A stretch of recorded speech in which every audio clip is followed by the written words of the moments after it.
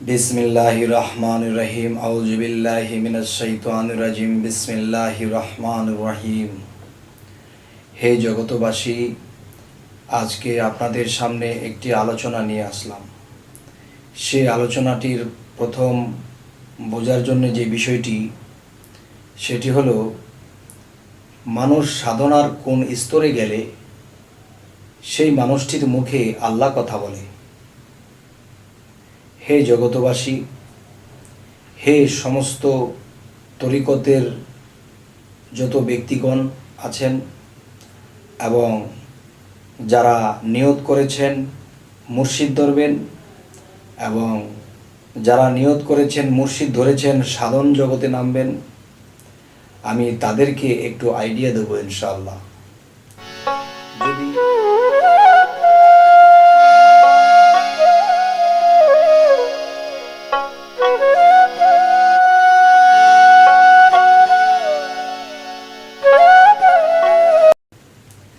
যদি আমার এই আলোচনাগুলো কারো ভালো লাগে এবং এই কথাগুলো মেনে কেউ যদি উপরের স্তরে উঠতে পারেন, তখন আমার জীবনটা ধন্য হবে। কারণ আল্লাহ বলেছে, মানুষ বেঁচে থাকে কিসের মধ্যে? মানুষ যখন মৃত্যুবরণ করে তখন দেহটা মাটির সাথে মিশে যায়, পচে যায়, গলে যায়, কিন্তু মানুষের সে আত্মাটা একটা জিনিস পায়। সেটা কি?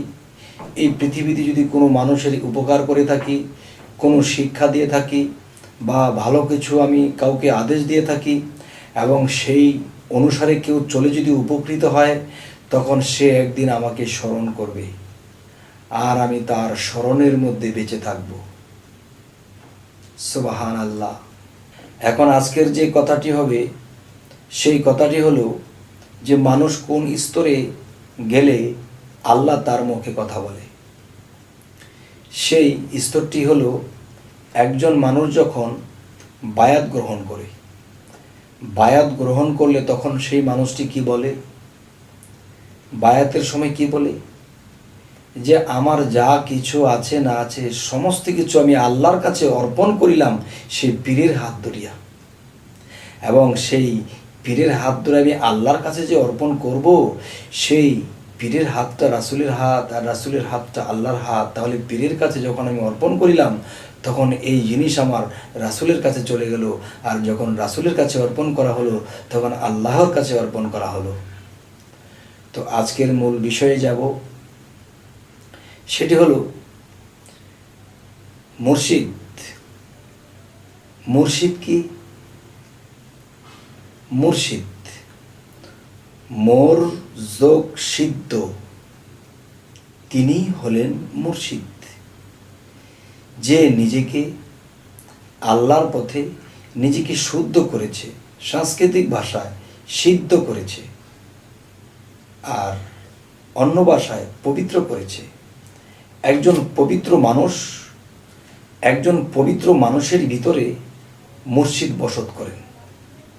আর যখন মুর্শিদ বসত করেন, তখন সেই মুর্শিদের মধ্যে আল্লাহ বিরাজ হন। তো আজকের যে মূল বিষয়টি, একজন মানুষ যখন মুর্শিদ ধরল, তখন কি হলো? যে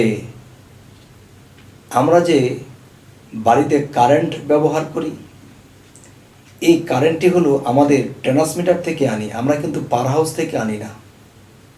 আর পাওয়ার হাউসের মধ্যে কোত্থেকে আসছে? সেই কর্ণফুলী থেকে আসছে। তখন কর্ণফুলীটা যদি হয় হযরত মুহাম্মদ সাল্লাল্লাহু আলাইহি সাল্লাম, এবং সেখান থেকে যদি পাওয়ার হাউস আসে, সেখানে আসে কে? সেখানে আসে ওলিয়া উলিয়ারা, বড় পীর খাজা মঈনুদ্দিন চিশতি। আর সেখান থেকে আসছে কে? ট্রান্সমিটার, আমার পীর। আর পীর মুর্শিদ সে পাওয়ার হাউস, আর সেই পাওয়ার হাউসের সাথে জয়েন সেই কর্ণফুলীর সাথে। আর সেই কর্ণফুলীর মধ্যে যে উৎপাদন করে দিচ্ছে কে? স্বয়ং আল্লাহ।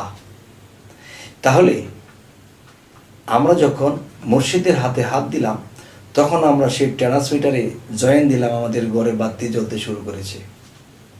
যাই হোক, আজকের মূল যে বিষয়টি সেটি হলো, একজন মানুষ যখন সে মুর্শিদ রূপে যখন ফানাফিল্লা হয়, আল্লাহ নামের জিকির করতে থাকে এবং বিভিন্ন মুর্শিদের দেওয়া বিভিন্ন সাধনাগুলো করতে থাকে, তখন সাধন করতে করতে করতে করতে যখন নিজেকে সিদ্ধ করা হয়, শুদ্ধ করা হয়, মানে পবিত্র করা হয়, তখন সেই মানুষটি যেদিকে তাকায় সেদিকেই তার প্রেমিককেই দেখতে পায়।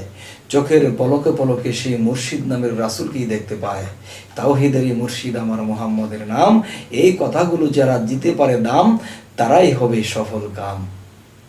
তবে এখন যে কথাটি বলতে চাচ্ছি সেই কথাটি হলো যে মুর্শিদ রূপে যখন মানুষ ফানাফিল্লা হবে এবং সাধনার পাশাপাশি যখন ফানাফিল্লা হবে, তখন গাছের দিকে তাকাবে, দেখতে পাবে তাকে। যখন সে অন্যদিকে তাকাবে, দেখতে পাবে মুর্শিদকে। যখন সে একটা মানুষের দিকে তাকাবে, তখন দেখতে পাবে মুর্শিদকে। যখন এরকম পাগল পাগল অবস্থা হয়ে যায়, তার মাথা আজরানের কথা বলে যায়, সে খাওয়ার কথা বলে যায়, সে সর্বদাই খালি ইয়া আল্লাহ জপনা করতে থাকে, যেদিকে তাকায় তখন শুধু তাকেই দেখতে পায়। দেখতে দেখতে দেখতে দেখতে মানুষটা এমন অবস্থা হয়ে যায়, ওই অবস্থায় যদি কেউ কোনো মানুষকে কিছু বলে দেয়, তখন সেটা ঘটে যায়। এবং সেই অবস্থায় যদি কাউকে বলে দেয়, যাও তোমার বাবা মরবে না, তোমার বাবা বেঁচে আছে, মেডিকেল নিয়েছো, বেঁচে আছে। এবং দেখা যায় একজন ব্যক্তি এসে বলে যাচ্ছে যে বাবারে আমি তো এই বিপদগ্রস্ত, যাও তোমার বিপদ আর আসবে না, সেটা চলে গেছে। কিন্তু যা বলে দিচ্ছে তাই হচ্ছে। তার যখন সে খেয়াল ফিরে আসছে, তখন দেখা যায় তাকে যখন জিজ্ঞাসা করেছিল, আপনি বলেছিলেন আমার বাবা সুস্থ হয়ে যাবে, সে তো সুস্থ হয়ে গেছে। তখন বলতেছে, কই বাবা, আমি কখন বললাম? আবার আরেকটা সময় আসে যে আপনি বলেছিলেন আমার এমন একটা বিপদ চেপে আসছে, আপনি বলছেন যাও বিপদ নেই, বিপদ কেটে গেছে। তখন আমি গিয়ে দেখি এই মর্মান্তিক এক বিপদ আমার উপরে এসেছিল, সেই বিপদটাও কেটে গেল। তখন আমি আপনাকে যখন জিজ্ঞাসা করেছি, আপনি তো বলেছেন যে তোমার বিপদ কেটে যাবে। তখন আপনাকে জিজ্ঞাসা করার পরে আপনি বললেন বাবা আমি কখন বললাম? তাহলে বোঝা গেল একটা মানুষ যখন আল্লাহ নামের ফানাফিল্লা হয়ে যায়, ফানাফিল্লার কয়েকটা স্তর আছে। একটা ফানাফি শেখ, পীর স্রোতে ফানা হয়ে যায়। ফানাফি রাসূল রূপে ফানা হয়ে যায়। ফানাফি আল্লাহর রূপে ফানাফিল্লা হয়ে যায়। তখন সে আল্লাহ কি আর সেই সাত আসমানের উপরে বসে থাকে গো? তখন সে আল্লাহ এই বান্দার ফানাফিল্লার ঢেউয়ের তালে তখন তার চোখের সামনে ভেসে ওঠে। কখনো তার সামনে ভেসে ওঠে, কখনো তার মধ্যে মিশে যায়, কখনো তার সামনে ভেসে ওঠে, কখনো নিজের মধ্যে মিশে যায়। তবে এই কথাগুলো তিনি মূল্যায়ন করবেন বেশিরভাগ, যিনি এই দেশটিতে ভ্রমণ করেছেন, এই দেশটির মধ্যে গিয়েছিলেন, তিনি আমার এই কথাগুলো মূল্যায়ন করবেন। তবে হে বাবারা, হে ভক্তগণেরা, হে আশেকগণেরা, আমি সকলকে আমি অনুরোধ করে বলে যাই, যদি কেউ এরকম ফানাফিল্লার দেশে যেতে পারেন, অবশ্যই এই দৃশ্যগুলো দেখবেন এবং এটা ঘটে যাবে। তখন কি হলো, এই দেহটা কখনো নষ্ট হবে না। এই দেহটাকে আল্লাহ সযতনে রাখার ব্যবস্থা করবেন। কেন? এই দেহের ভিতরে আল্লাহ বিরাজমান হয়েছিলেন, এই দেহের ভিতরে আল্লাহ বসে এই মুখ দিয়ে আল্লাহ কথা বলেছিলেন। তখন এর দেহটাকে আল্লাহ নিজে সমস্ত ভক্ত আশিক দিয়ে হেফাজত করবে, এমন এক জায়গায় হেফাজত করবে যে পৃথিবীর সমস্ত মানুষ তাকে ভক্তি করবে, তাকে সালাম দেবে। এই ব্যক্তিকে উসিলা করে আল্লাহর কাছে কিছু চাবে আর সেই ব্যক্তিটি তা পাবে। আর এগুলাই দেখা যায় এই পৃথিবীতে সমস্ত অলিয়া উলিয়াদের মাজারে যখন আবদার করা হয়, তখন এই অলির উসিলায় আল্লাহ কবুল করে থাকে।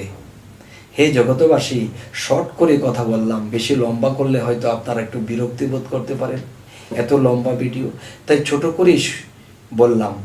তবে আপনাদের কাছে আমার অনুরোধ রইল যে মুর্শিদ যে ধরবেন এবং যে ধরেছেন, মুর্শিদের কাছে সাধনাগুলো নেবেন এবং সেগুলা টাইম টু টাইম করবেন। দুনিয়ার কাজের পাশাপাশি যখনই অবসর পাও তখনই সাধনা করো, এই কথাটা কোথায় বলেছে আল্লাহ কোরআনে?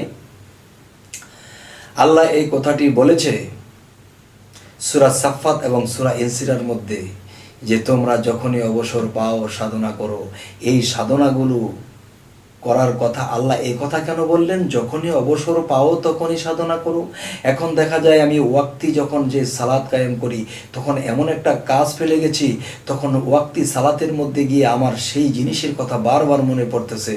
তখন দেখা যায় আমার আল্লাহর দিকে মন নেই, আমার সেই জিনিসের দিকে মন পড়ে আছে।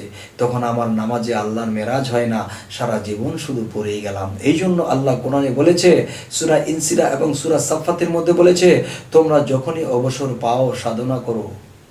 আল্লাহর কথার কোনো ত্রুটি নেই। যখন মানুষ অবসর হয়, তখন যখন নামাজে বসে বা ধ্যানে বসে, তখন ডুবে যায়। আর সেই ডুবতে ডুবতে ডুবতে ডুবতে মহাসাগরের তলে দেশে যখন ডুবে যায়, তখন সেই মহাসাগরের মধ্যে যখন ঢেউয়ের সৃষ্টি হয়, আর সেই ঢেউয়ের তালে তালে আল্লাহ, খোদা, নবী, রাসূল সেই ঢেউয়ের তালে ভেসে ওঠে, তখন তাকে সে দেখে। যাই হোক, আজ এই কথাগুলো বলেই রাখবো। সকলেই ভালো থাকবেন। আমাদের এই চ্যানেলটি যদি ভালো লাগে, তাহলে আমাদের বাকি ভিডিওগুলো পেতে সাবস্ক্রাইব করুন।